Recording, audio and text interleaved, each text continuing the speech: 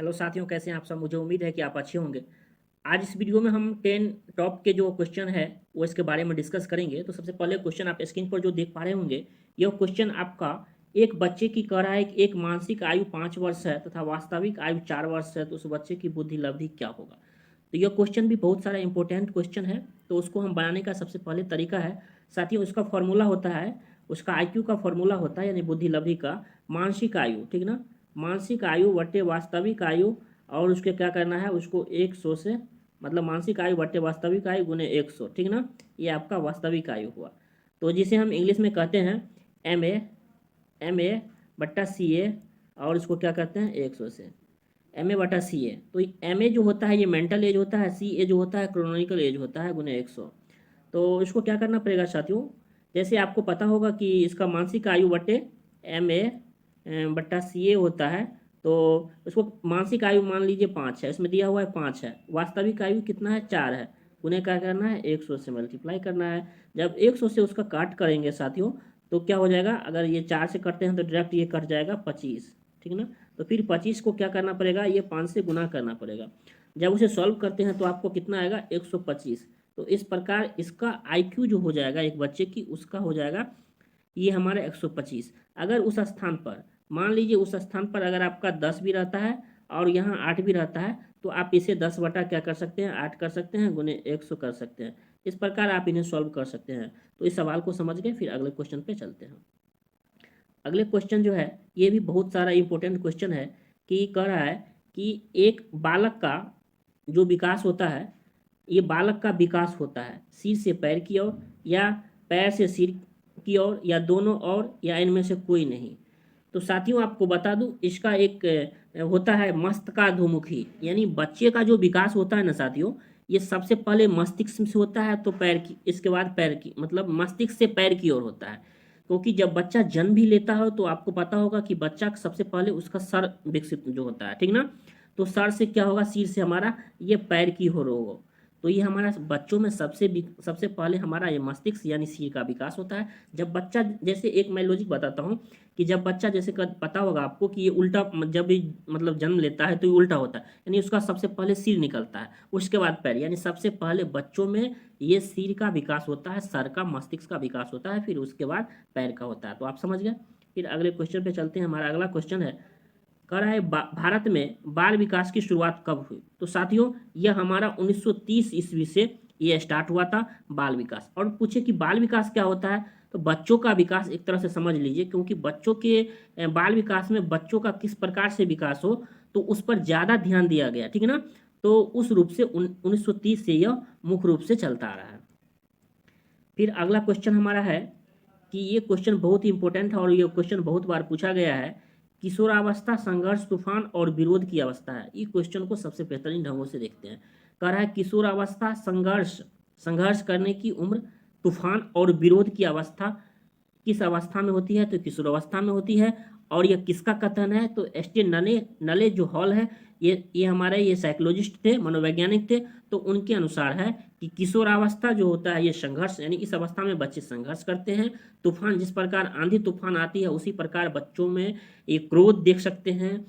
और विरोध करने की अवस्था, अगर उन्होंने ये ठान लिया है ये हम करेंगे तो कर लेता है। जैसे अगर उसे आप कितना भी मना कीजिएगा तो वह नहीं मानेगा, ठीक ना। बोलेगा कि दोस्त के पास मत जाओ, फिर भी वह जाएगा। क्यों? क्योंकि वह विरोध, संघर्ष और तूफान की अवस्था किशोरावस्था होता है, जिसे एस्टेनले हॉल दिया था। तो उन्हें दो प्रकार से पूछा जा सकता है कि संघर्ष, तूफान और विरोध की अवस्था कौन सी होती है, तो यह हमारा किशोरावस्था होता है। और यह किसका कथन है, तो एस्टेनले हॉल का कथन है। तो आप इसे इस प्रकार से आपसे पूछा जा सकता है। फिर अगला नंबर क्वेश्चन है, विकास में वृद्धि से क्या तात्पर्य है। कहने का मतलब है विकास में वृद्धि से क्या तात्पर्य है। ज्ञान में वृद्धि, संवेग में वृद्धि, वजन में वृद्धि, या आकार, सोच, समझ व कौशल में वृद्धि। मैं आपको एक तरीका बताता हूँ, परीक्षा में यह आपको गलती कभी नहीं होगा। देखिए, जब भी प्रश्न अगर पॉजिटिव में रहे तो प्रश्न हमेशा पॉजिटिव में रहता है, तो उसका उत्तर हमेशा आपको आंसर जो होगा वो पॉजिटिव में होना चाहिए। अगर पॉजिटिव में कोई क्वेश्चन है तो पॉजिटिव में आंसर होगा, अगर क्वेश्चन निगेटिव में है तो उसका आंसर भी निगेटिव में होगा। तो कह रहा है वृद्धि से क्या तात्पर्य है, उसको बनाने का तरीका देख से, विकास, ठीक ना, ऑल ओवर डेवलपमेंट। तो उसका आकार में भी होता है, सोच में भी होता है, समझ में भी होता है, कौशल में वृद्धि। तो ये सभी प्रकार के जो वृद्धि हमारा जो होते हैं उसमें जो विकास होता है, ये हमारा विकास से वृद्धि का संबंध है। तो ये हमारा क्या हो जाएगा, 4 हो जाएगा। तो इस प्रकार आप इन्हें सॉल्व कर सकते हैं। देखिए 6 नंबर क्वेश्चन, ये भी बहुत इंपॉर्टेंट है और बहुत बार परीक्षा में पूछा गया है। पियाजे के संज्ञानात्मक विकास के अनुसार संवेदी क्रियात्मक अवस्था है। कहने का मतलब है, मनोवैज्ञानिक थे पियाजे, ठीक है ना, उन्होंने 4 अवस्थाओं को दिया है, 1 2 3 और 4।